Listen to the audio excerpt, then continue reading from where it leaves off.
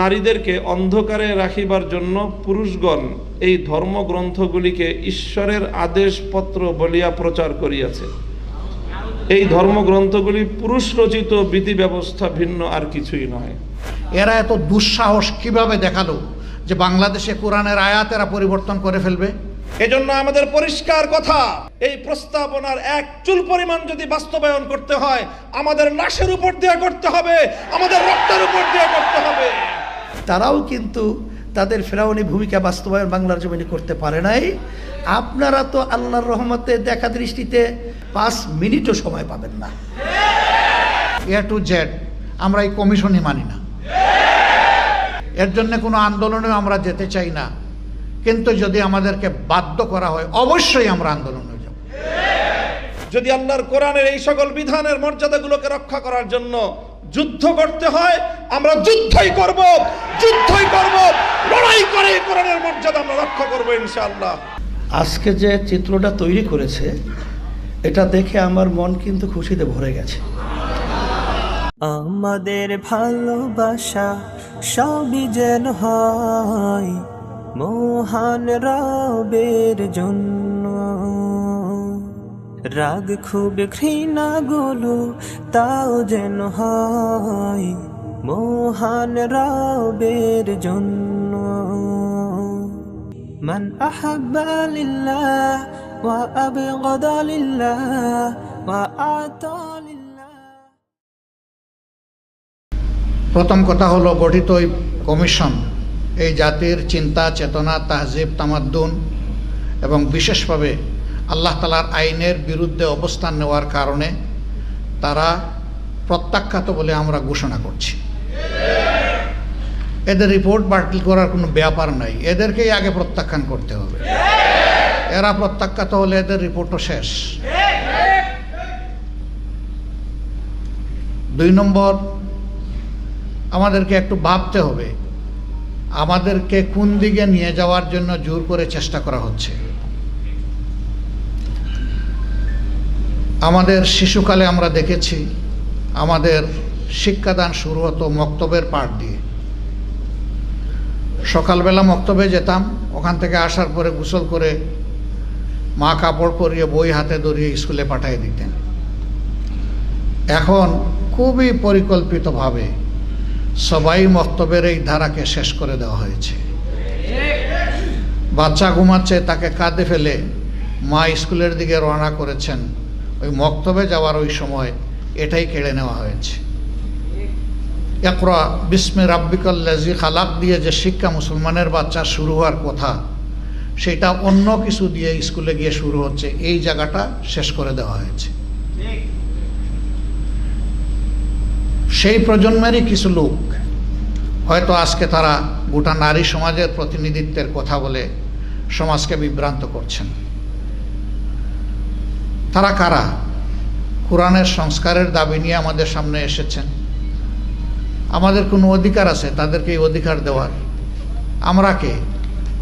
এই কোরআন আল্লাহ তাআলা নাজিল করেছেন এবং এটার হেফাজতের দায়িত্ব আল্লাহ স্বয়ং নিজে কবুল করেছেন। কিয়ামত পর্যন্ত কেউ এখানে কোনো পরিবর্তন আনতে পারবে না। এরা এত দুঃসাহস কিভাবে দেখালো যে বাংলাদেশে কোরআনের আয়াত এরা পরিবর্তন করে ফেলবে? হ্যাঁ, নিশ্চয়ই তাদের পিছনের কোনো শক্তি তাদেরকে উস্কানি দিচ্ছে। কেন এই মুহূর্তে উস্কানিটা কেন? এই সরকারের তো এটা এজেন্ডা হওয়ার কথা না, আরও বহু গুরুত্বপূর্ণ বিষয় রয়ে গেছে। ওগুলা বাদ দিয়ে ওগুলা নিয়ে কোনো কুল কিনারা নাই, হঠাৎ করে এটা সামনে নিয়ে আসা কেন? এর মূল কারণ, স্বাধীন বাংলাদেশে 54 বছরে মানুষ যা আশা করেছিল পেয়েছে তার উল্টাটা। এই সমাজকে বিভিন্নভাবে কুড়ে কুড়ে ধ্বংস করা হয়েছে। এখন এদেশের দিনদার ইমানদার যে শক্তিটা জেগে উঠেছে, তাকে নিয়ে মানুষ নতুনভাবে স্বপ্ন দেখা শুরু করেছে। এই জায়গায় ইসলামী শক্তির মুখোমুখি আরেকটা শক্তিকে দাঁড় করিয়ে দেওয়া হচ্ছে, জনগণের দৃষ্টিকে ভিন্ন দিকে প্রবাহিত করার জন্য, নিয়ে যাওয়ার জন্য। অতীতের সকল চক্রান্ত এদেশের মুসলমানরা ঐক্যবদ্ধভাবে প্রতিহত করেছেন। ইনশাআল্লাহ এই চক্রান্ত টিকবে না, এটাও ভেসে যাবে ইনশাআল্লাহ। এরা শুধু আল্লাহ তাআলার কোরআন বিরোধী প্রস্তাবনা নিয়ে আসে নাই, এরা নিজেরা স্ববিরোধীও বটে। একদিকে তাদের ভাষায় তারা নারী পুরুষের সমান অধিকার চায়, আবার তারা বলতেছে সব জায়গায় এত% কোটা নির্ধারণ করতে হবে। তো এটা তো স্ববিরোধী হয়ে গেল না? অধিকার যদি সমান হয় কোটার প্রশ্ন আসবে কেন? যার যার যোগ্যতা প্রমাণ করে নিজ জায়গায় চলে যাও, তাইলে তো কোটার দরকার নাই। কোটা দেওয়া হয় পিছিয়ে পড়া অংশকে তাদেরকে সুযোগ দেওয়ার জন্যে। নারীরা এই দেশে পিছিয়ে পড়ে নাই। নারীরা আমাদের মা, আমাদের বোন, আমাদের কন্যা, আমাদের ইজ্জত এবং সম্মানের প্রতীক। এরা তার সব কিছু তছনছ করে দিতে চায়। পরিবারে পরিবারে এরা দাঙ্গা লাগাতে চায়। এখানে প্রস্তাবনায় ম্যারিটাল রেপ বলে একটা কথা এসেছে। রেপ তো রেপই, রেপ তো দুইটা অসৎ পুরুষ আর নারী যখন একত্রিত হয় বিবাহ বহির্ভূত পন্থায়, সেটার নাম রেপ হবে। বিবাহিত জীবনে রেপের প্রশ্ন আসলো কেন? এর মাধ্যমে স্বামী স্ত্রীতে ঝগড়া লাগিয়ে আমাদের আদালতগুলোতে এই মামলা দিয়ে পরিপূর্ণ করে দেওয়া এদের উদ্দেশ্য। এরা সমাজের বিপর্যয়ের জন্য এই প্রস্তাবনাগুলো এনেছে। এই জন্য আবারও বলি, A to Z আমরা এই কমিশনই মানি না। কিসের ওদের আবার রিপোর্ট? কমিশন থাকলে রিপোর্ট হবে। যদি এই সংক্রান্ত নারীদের অধিকারের কোনো জায়গা যদি ক্ষুণ্ণ হয়ে থাকে, সেইটাকে যদি আবার সামনে আনতে হয়, তাহলে অবশ্যই এদেশের বেশিরভাগ মানুষের ঈমান, আকীদা, তাহজিব, তামাদ্দুনের উপরে যারা বিশ্বাস রাখেন তাদেরকে বাদ দিয়ে নয়, তাদেরকে প্রাধান্য দিয়েই কমিশন গঠন করতে হবে। এই কমিশনে দুঃখজনকভাবে সেই রকম একজন নারীকেও রাখা হয়নি। এখানেই তো এটা পক্ষপাত দুষ্ট। আমরা এটা মানব না, আমাদের সাফ কথা, এটা মানব না আমরা।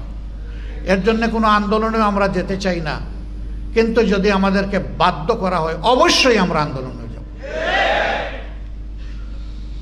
সম্মানিত ভাইয়েরা, যেহেতু নামাজের সময় হয়ে গেছে, আরও গুরুত্বপূর্ণ ব্যক্তিরা রয়েছেন, তারা কথা বলবেন। এই জন্যে আমি আমার দলের পক্ষ থেকে আজকের এই আয়োজনের প্রতি পূর্ণ সংহতি প্রকাশ করার জন্য এখানে এসেছি। ইনশাআল্লাহ আমরা হাতে হাত ধরে দিন এবং সমাজের সকল কল্যাণকর কাজ একসাথে করব ইনশাআল্লাহ। এবং আমরা বার্তা দেব যে আমাদেরকে ভাগ ভাগ টুকরা টুকরা করে তোমরা আমাদের মাথায় আর কাঁঠাল ভেঙে খেতে পারবে না।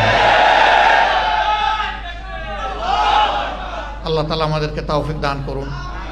অন্তর্বর্তীকালীন সরকার কর্তৃক গঠিত 11টি সংস্কার কমিশনের একটি হলো নারী বিষয়ক সংস্কার কমিশন।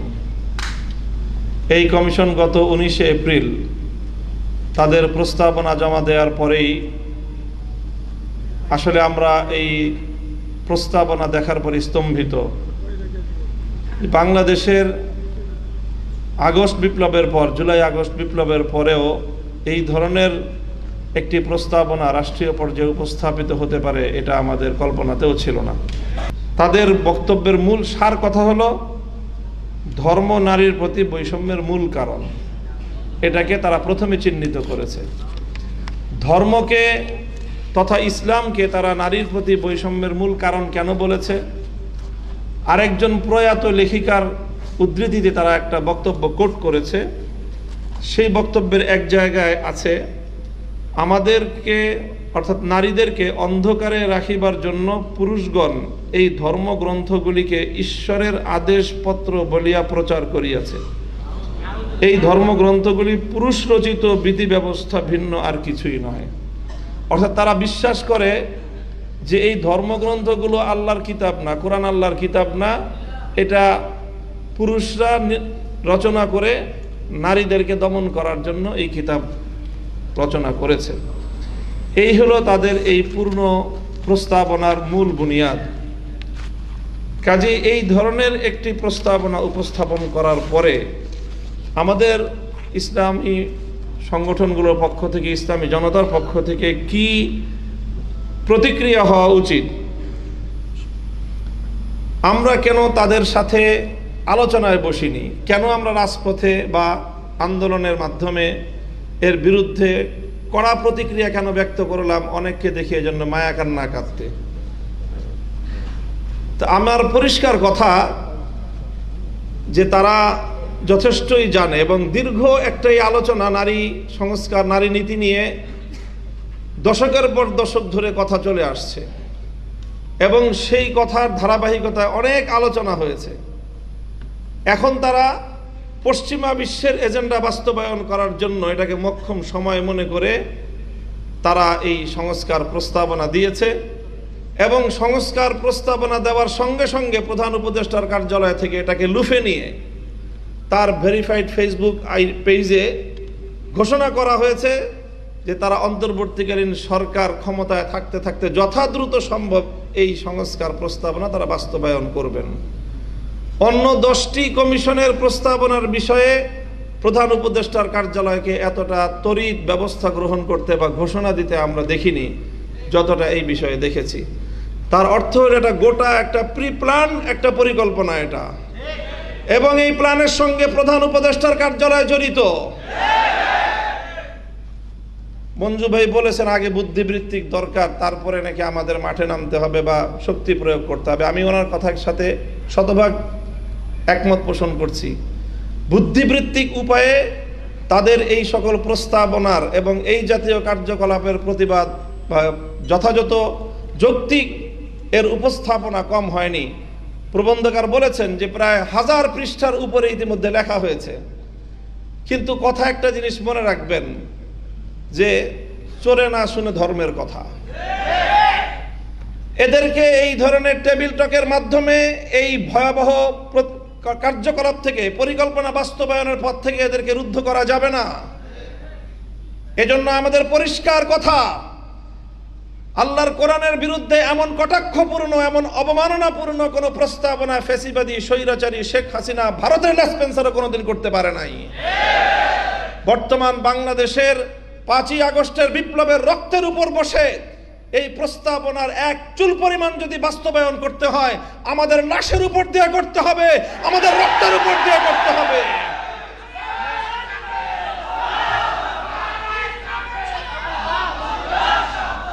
আমরা পরিষ্কার বলতে চাই, নারীর কাঁধে বন্দুক রেখে ইসলামকে ঘায়েল করবার এই দুরভিসন্ধি বন্ধ করুন। নারীর কাঁধে বন্দুক রেখে ইসলামকে আক্রমণ করার এই দুরভিসন্ধি বন্ধ করুন। আমরা নারীদের ব্যাপারে আমাদের পরিষ্কার কথা, আমরা নারীদের ন্যায্য অধিকার চাই, সমান অধিকার নয়। সমান অধিকার দিলে নারীরা টিকতে পারবে না। সমান অধিকার দিলে নারীরা পুরুষের সঙ্গে প্রতিযোগিতা করে সমাজে তাদের প্রকৃত অধিকার বাস্তবায়ন করতে পারবে না। এই জন্যই তো সংরক্ষিত আসন দিয়ে তাদেরকে আনতে হয়। প্রত্যেকটা জায়গায় তাদের জন্য সংরক্ষিত আসন দিয়ে নির্বাচনের মাধ্যমে বিভিন্ন উপায়ে তাদের প্রতিনিধিত্ব নিশ্চিত করতে হয়। কারণ সমান অধিকার দিয়ে নারীরা পুরুষের সঙ্গে প্রতিযোগিতায় অধিকাংশ জায়গায় পারবে না। এই জন্য তাদেরকে ন্যায্য অধিকার নিশ্চিত করতে হবে। ইসলাম সব জায়গায় ন্যায্য অধিকারের কথা বলেছে এবং অধিকাংশ জায়গায় নারীকে অগ্রাধিকার প্রদান করেছে। আমরা বলি ইসলাম প্রদত্ত নারীদের জন্য অগ্রাধিকার, এবং সেটাই সকল ক্ষেত্রে বাস্তবায়িত হবে ন্যায্য অধিকারের বাস্তবায়নের মাধ্যমে। কাজেই পরিষ্কার আমাদের কথা, নারীর ন্যায্য অধিকার নিশ্চিত করেন। নারীদেরকে পতিতাবৃত্তির দিকে ঠেলে দিয়ে মাতৃ সমাজের কলঙ্ক ঘটাবেন।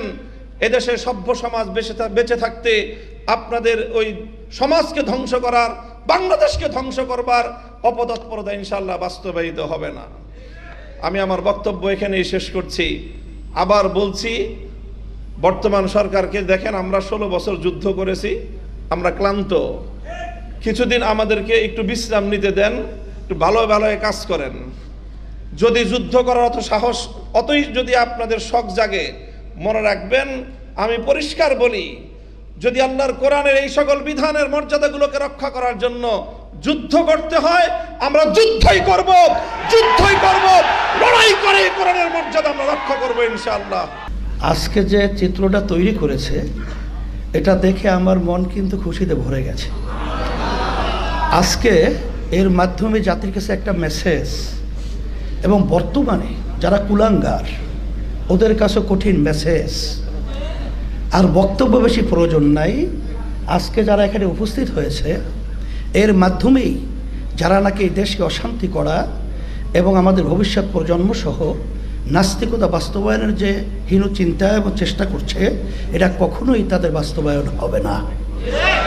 সাথে সাথে আমি বিশেষ করে এই যে নারী নীতি সংস্কার কমিশন, আমার কাছে আশ্চর্য মনে হচ্ছে যে বিগত 53 বছর স্বাধীনতার পরে নাস্তিকেরা এবং বিশেষ করে ইসলাম বিদ্বেষী চক্ররা আমাদের দেশকে অস্থিতিশীল করার যে হীন চক্রান্ত বিভিন্ন সময় করেছে, আল্লাহর রহমতে কখনো বাস্তবায়ন হয় নাই। আজকে বর্তমানে অন্তর্বর্তীকালী সরকার তার মাধ্যমে বা তাদের মাধ্যমে এই হীন চিন্তা বাস্তবায়ন করবে। আমার মনে হচ্ছে যেটা ভালো করেই তারা জানে যেটা বাস্তবায়ন সম্ভব না, কখন এটা বাস্তবায়িত বাংলাদেশে হবে না, তারপরেও তারা এই পথ বেছে নিলে কারণটা কি?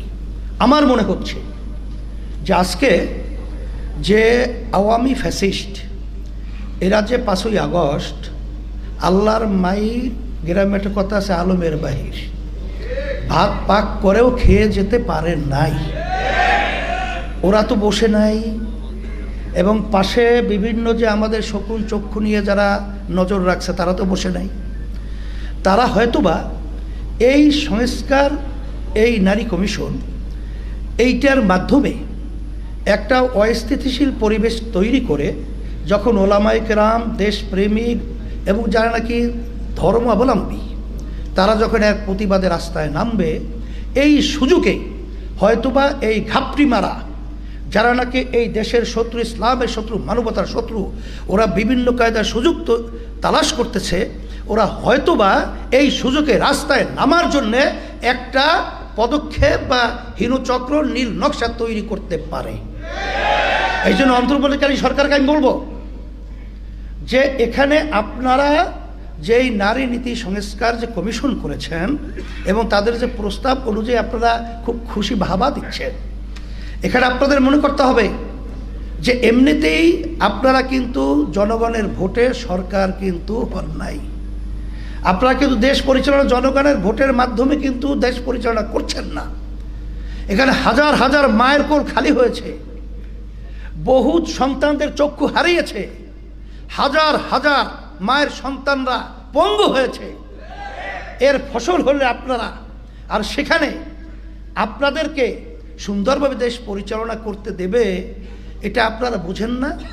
আমরা তো সবসময় আপনাদের সহযোগিতা ছিলাম, এখনও আছি, কিন্তু আমাদেরকে রাস্তায় নামিয়ে আপনাদের মুখামুখি দাঁড় করে ওই ফ্যাসিস্ট এবং ঘাপটি মারা শত্রুরা যেন সুযোগ না নিতে পারে, এটা আপনাদের মাথায় রাখার জন্যে আমরা বিশেষ করে অনুরোধ করছি। এরপরেও যদি আপনারা সামনে পা বাড়াতে চান, পরিষ্কার মেসেজ, আল্লাহর রহমতে যারা নাকি বিভিন্ন সময় ফেরাউনি ভূমিকায় ছিল, তারাও কিন্তু তাদের ফেরাউনি ভূমিকা বাস্তবায়ন বাংলার জমিনে করতে পারে নাই। আপনারা তো আল্লাহর রহমতে দেখা দৃষ্টিতে, আমি বলবো কি, ওই কে বলছে না যে 5 মিনিটে আপনারা আপনাদের অবস্থান থেকে সরে যান, 5 মিনিটও সময় পাবেন না। আমি আপনাদের সকলকে ধন্যবাদ জানাচ্ছি, এবং সম্মানিত ওলামায়ে কেরাম এবং রাজনীতিবিদ এবং বিশেষ করে আমরা যারা আলহামদুলিল্লাহ ইসলামী রাজনীতির সাথে জড়িয়ে আমরা কাজ করছি, আজকে এক মঞ্চে আমরা আসায় আলহামদুলিল্লাহ আমার কাছে খুব ভালো লাগছে, এবং ইসলাম দেশ এবং মানবতা গড়ার একটা পদক্ষেপ অনেকটা এগিয়ে গেছে আজকের এই সম্মেলনের মাধ্যমে।